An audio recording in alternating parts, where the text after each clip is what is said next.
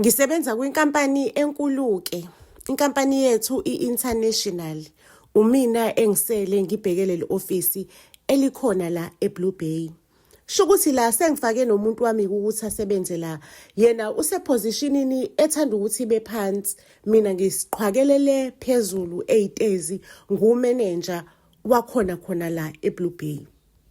Ngelinye ilanga umuntu wami ngimtshela ukuthi kuneposition enkulu ezophuma ezokwenza ukuthi asuke kule level le akuyona. I-experience yena usenayo akufanani ukuthi baningi abantu abane-experience njengaye.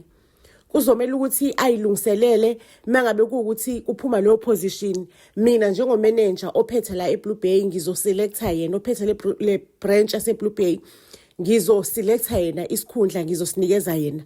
Kuzomela ukuthi alungise i-paperwork yakhe yonke ukuze athole imali engconywana njengendoda, azizwe njengendoda. Yazi indoda mangabe ihola kancane kunawe ukuthi igcina isilahla ubudoda bayo. So bengifuna ukuthi azizwe njengendoda ukuze impilo yethu ihambe kahle la endlini. Kuthe mangabe sekusondele isikhathi sokuthi ngi-announce ukuthi ubani ozothola le position. Hayibo, ngithola ukuthi indoda yami ithenge i-engagement ring, ifihlile laphayana ey'khwameni zami lezi eyi-luxurious engiyigqoka nje mangabe kwama-event aspecial ngempela noma mhlawumbe ngihamba ngiphuma ngey'ndaweni ey'phambili.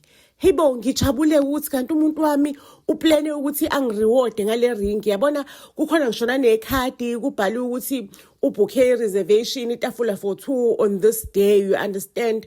Ingibona ukuthi sho ukuthi umuntu wami uzopropose laphayana e-restaurant. I-restaurant ke enkulu ekuthiwa uHallo eBlue Bay. Ingijabule bafethu, ngi-excited, le ring sengiyigqokile ngiyayilinganisa. Ngiqala ke manje ukuxakeka, sengiba depressed manje, sengiba ne-stress. Ngiyabona ukuthi iy'nsuku ziyasondela. Iy'nsuku ze-reservation ziyasondela kodwa umuntu wami akasho lutho. Akakhulumi ngokuthi mhlawumbe kumele ulungise ingubo siye kuphi. Sengine-stress usikahle kahle kwenzakalani noma mhlawumbe uplane something nama-friends wami into engizosurprisewa. Kodwa i-stress sona singiphathile ukuthi nanti usuku sekusele usuku olulodwa umuntu akakakhulumi lutho. Lifike ilanga lamanqamu, indoda inuka kamnandi, gezile yinhle indoda, iswenkile. Bakwethu ngibuka emehlweni ingitshela ukuthi iyangithanda, ithi-ke isaye emajideni iyohlangana namajida. Kanjani? Because mina ngi-expect ukuthi mhlawumbe kuthiwa ngigeze ngiyo-engagewa manje. Ake ngicela ukunitshela ukuthi umuntu wakhona ahambe vele. Ngisala i-stress singidli. Ngidecide ukuthi angihambe ngimlandela. Ngisho ngiyazi ukuthi ureserve kuyiphi indawo, ureserve Hello i-restaurant. Ngihambe bafethu ngiye khona laphayana ke kuleya restaurant la reserve kuyona. Ngicela ukutshela mangabe uthatha isandla sakho umuno wakho uqhwande inqeni, u-expect ukuthi wena uzothola ini. Because ngamfica umuntu uhleli nentombazane, kumnandi, kugegethekiwe, kuchiliwe, kumnandi, kuphuzwa amawayini, idliwa ama-strawberries. Umuntu wami uproposa umshado nenye intombazane engasimina. Inhleni intombazane yakhona isinanqa. Ngibuyele endlini kube ngathi ngishawa i-panic attack, kube ngathi ngiyafa kuphefumuleki. I-stress singibambeke manje. Ngibuyele endlini ngisho ukuthi hawu Nkosi yami, lo muntu mina ngithi ngiyakha naye kanti umuntu yena ubhizi wakha nomunye umuntu. Ngithi mina ngakhe kusasa naye, ngakhe future nalo muntu, umuntu nje uyinkinga. Hayibo, ngiphathwe i-stress, singishaya i-stress ukuthi into engizoyithini le. Ngiyacabanga bafethu, imicabango iyagidagida engqondweni yami. Lapho uSaturday manje uyoproposa ngoSaturday, Monday mina kumele ngimbeke esikhundleni. Bafethu, inhliziyo yami igxuma. Kodwa ngibuye ngithi hayi ntombazana, ungavumi udlala umfana kanje. Yabona le game la idlalayo idlale. Ngamuzwa ngawo amamadlebe la e-restaurant ngimlalele esho ukuthi nje Monday iyangena i-promotion yami, ngizothola imali enjengemali. Umuntu wami sizokhona ukuthi njoba sesifiance vele kade ngibeka imali ngihambe ngiyokhipha ilobolokini, sikwazi ukuthi siqale impilo yethu ndawonye, simove in together, siqale impilo yethu ndawonye. Bafethu, ngizame ukuthi ngiyiqoqe, ngibe intombazane eqoqekile, intombazane ene-value, intombazane ezaziyo ukuthi ifunani empilweni. Ngenze ngathi nje ngibukela i-TV, sengishintshile ngigqoka ama-pyjama. Ingene inkunzimalanga, ibuye ebusuku, uyayibona ukuthi ijabulile lento, ngisho nesmile sakhona. ake kulalwe kuvukwe ekuseni ngilale nala empedeni ngiyapretenda futhi nje naye wawubona ukuthi hayi inkunzi malanga ngathi isuthele yalala yabheka le ngabonga lokho ukuthi hayi cha angihlushwanga mina ebusuku cabanga uhlushwa umuntu umdinelwe kanti akazi ukuthi uDemet ukuthi mina ngineplan enkulu ufika uMonday ngivuke ngilungiselela ukuya emsebenzini uyayibona inkunzi malanga ihleka yodwa ukuthi siyongena esikhundleni sokuba umanager ngiyalungisa ngifike emsebenzini kumele ngingene ngenze i-live video namabhosi ami ngisho ukuthi ngiselect abani and ngisho ama-reasons ukuthi why ngimselect as i-manager mase ngisubmitha ama-documents wakhe after that. So bonke abasebenzi-ke emsebenzini bebezoba ne-access kuloyo live. Ngingene-ke wonke umuntu bekane-link yokujoyina. It's not a live like it's a meeting together with amabhosi ami yabona into esub-Zoom like yabo.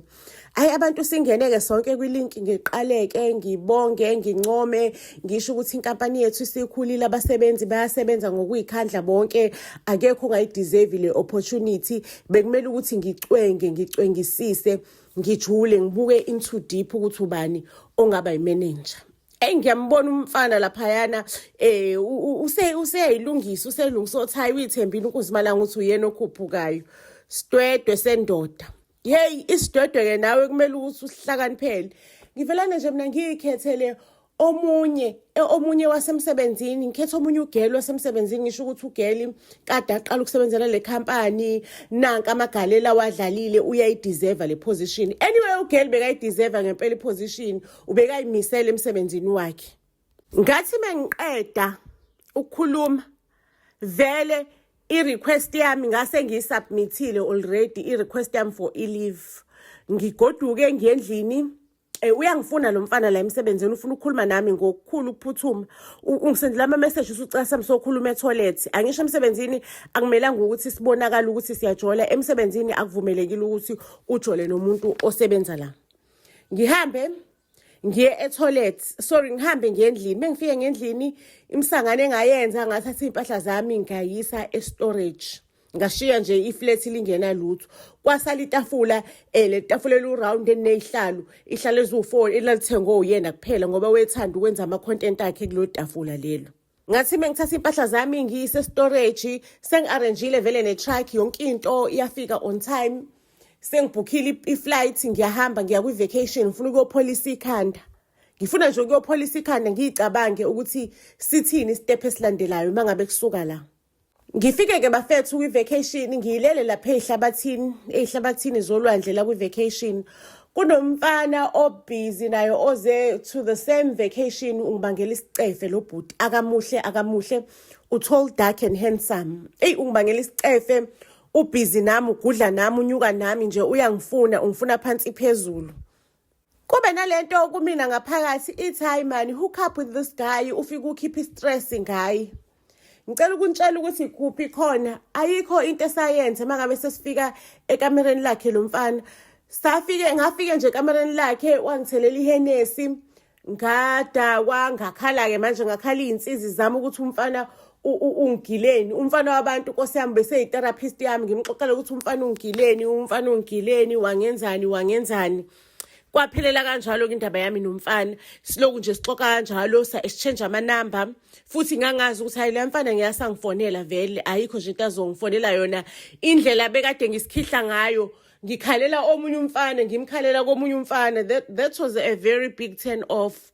The following day umfana kwi-vacation uzongicheck ukuthi ngilale kanjani ngikanjani yabona nje ubusy umfana usoft you understand ngathi nje umuntu mhlawumbe sengathi ngithola umngane ozonginakekela lana kwi-vacation.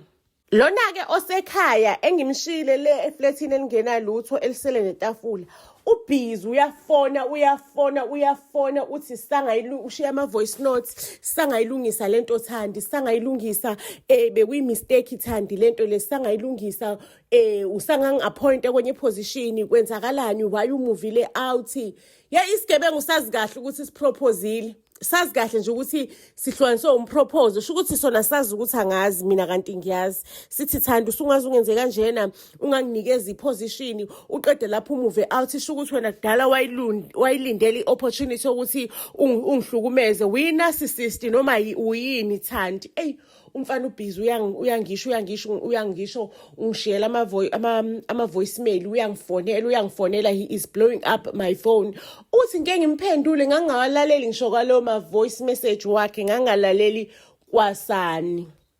Umfana ke alinde ngize ngibuye kwi vacation angibuza ukuthi Thandi usungaze ungenze so kodwa usungaze ungenze so ngithi mina hawu mfethu anganulu nefiance kumele ngabe nijabulile nefiance uproposile phela wena uenjoy life nefiance. Athi umfana lalela ke ntombazane mina kudlalwa ngami angigilwa kanje wena ucabanga ukuthi ngizothandana mina nawe uthando lesisukela kudala emakhaya sayingane mina bengize la ngizoyi upliftela impilo yami nangu makoya wami nangu umuntu engimthandayo so ngifela uthando lalela ke ntombazane udlala kambi udlala ngegeja kuziliwe udlala nje ngegeja kuziliwe ngizokutshengisa mina ukuthi nguthami kayi1 ngizokukhombisa ukuthi ngubani.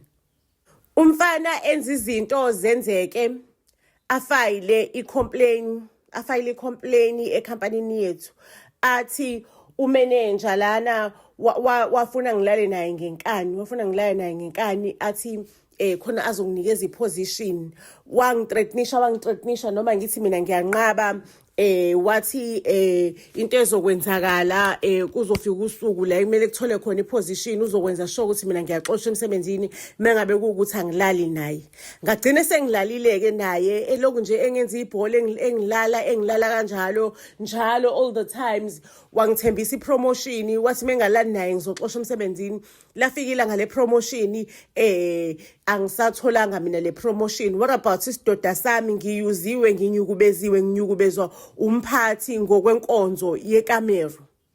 Kwakuyicomplain ke eheavy enzima kakhulu le umfana wayeyibeka ezithendeni zama manager. Hake ama manager loludaba lolu alithathe serious angisho it's an international company alithathe serious ke lodaba bangisuspend bangicela ngihlale ekhaya suspension with pay, understand, suspension with pay bathi bacela ngihlale ekhaya kancane ku-investigate lolu daba lolu. Umfana usesendile ngisho nezithombe lawe yolala khona nami angisho ukubona umuntu wakho menithandana mhlawumbe nishuthe naye nishuthe ndawonye umfana usendile zonke le ithombe lawe yolala khona nami elela nami umfana ngalozo insuku usendile wasenda hayibo sekunobufakazi bonke ofisini ukuthi mina vele ikhona into engiyenza nalomfana. Ayike imithetho yasecompanyini yethu ke kuthiwa nje vele awuthandani nomuntu osebenza naye sho ukuthi ke vele icala lami kwabe icala elikhulu ngabizelwa ku-hearing ngabizelwa nje i-hearing yangempela i-hearing yokudlala lo hearing kwakuyiyona ezodecide nje ukuthi ngiyaxoshwa because ngeqe umugqa obomvu ngaba nenkonzo yekamera nomuntu engisebenza naye of which ikhampani ayikuvumi lokho. Lufike kulanga lo hearing la sengizoqula khona amacala ami ke manje ngifike mina ngibe clean and clear ngilibeka udaba ngisho ukuthi hayi mamelani lo umuntu wami u-high school sweetheart wami lo ngiveza izithombe zethu sisabantwana sisuke emakhaya sisayiphashele nkosha yami ngisho ukuthi u-high school sweetheart wami lo uthando lami naye lujulile lisuka kudala ngiyaziwe ekhaya kubo naye uyaziwe ekhaya uma wakho ungibiza ngomakoti ubaba wakho ungibiza ngomakoti obhuti nosisi bakhe bangibiza ngosikoni umuntu wami wakudala lo asiqali namhlanje ukwazana. Lalelani-ke lento le yenzakale kanjani umuntu wami uyazi ngale nkampani le ngiyisebenzelayo kuthe mangabe kuphuma ama-positions wokuthi kuya-applywa kuyathathwa wa-applya naye just like everyone else wa-applya. By that time mina bengisayi-general manager ngiyi-manager kodwa bengingakabi kule position le engikuyona bengingakabi nama-powers yokuthi I am able to select ukuthi ubani ongaqashwa ubani ongekaqashwa. Sho ukuthi abaphathi ababengiphethe ngalosikhathi kwathi nje mangabe apply naye watonyulwa kubantu abatonyuliwe. Lapho ngikhuluma nje ngiyazi ukuthi CV yakhe ngayibeka ngaphezulu kubantu ekumele bayiqashwe. Mina lo wayibeka. Ngisho ukuthi umuntu wami utonyulwa nje mina naye sisathandana. By that time etonyuliwe akangitshelanga mina ukuthi uapplyile kwikhampani yethu. Angitshele mangabe kuukuthi useqashiwe vele siyathandana. By that time 27, bengina 27 while I was still a general manager. Umuntu wami siqala ukuthandana naye sina 14 years. We understand ukuthi bese sineminyaka more than 13 years sithandana mina nalomuntu.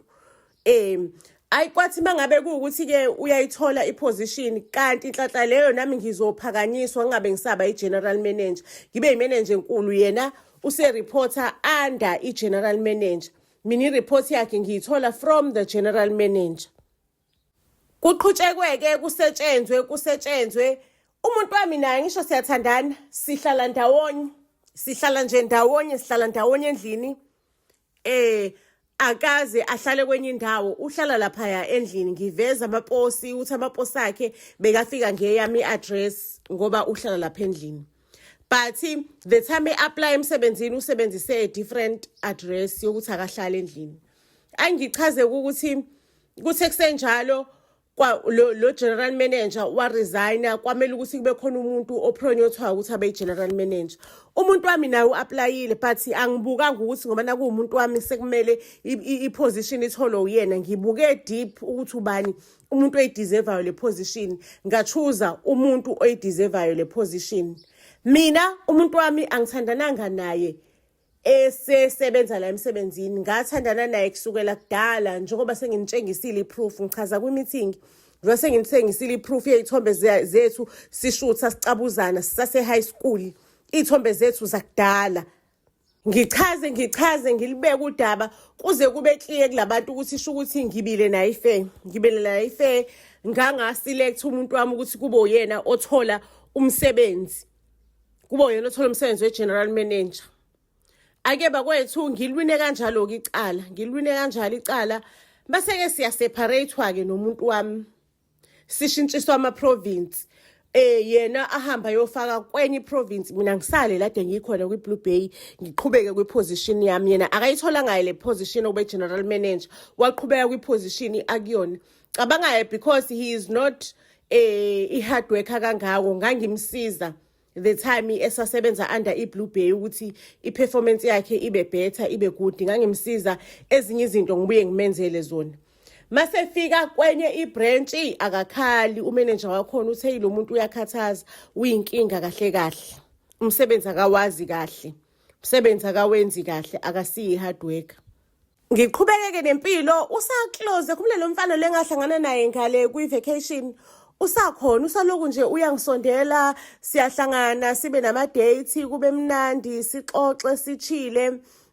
kube mnandi nje kodwa asenzi lutho we understand into ethi iqhubeke ngize ngiend up mina sengidevelop ama feelings ingichaze lento ukuthi uGayi ulindile wasilinda isikhathi esiright kanjena ingichazeke lento ngoba oGayi abanasikhathi oGayi abalindi bahlezi nje bejahile we understand kodwa ngibekezele abekezele I mean sengithi sekubekezela mina abekezele uGayi sigcine sesithandana ke ngempela guess what mina noGayi sishadileke sesinezingane sihlala emzini wethu uGayi he is financially stable uyayisebenza nami ngiyasebenza ehotel this time I am glad ukuthi angithandani nomuntu mhlambe ofuna something from mina we understand so nje ngihappy okwamanje ngihappy like he is my happy ending and kuyalibuyisela ithemba kumina ukuthi after a lot of frogs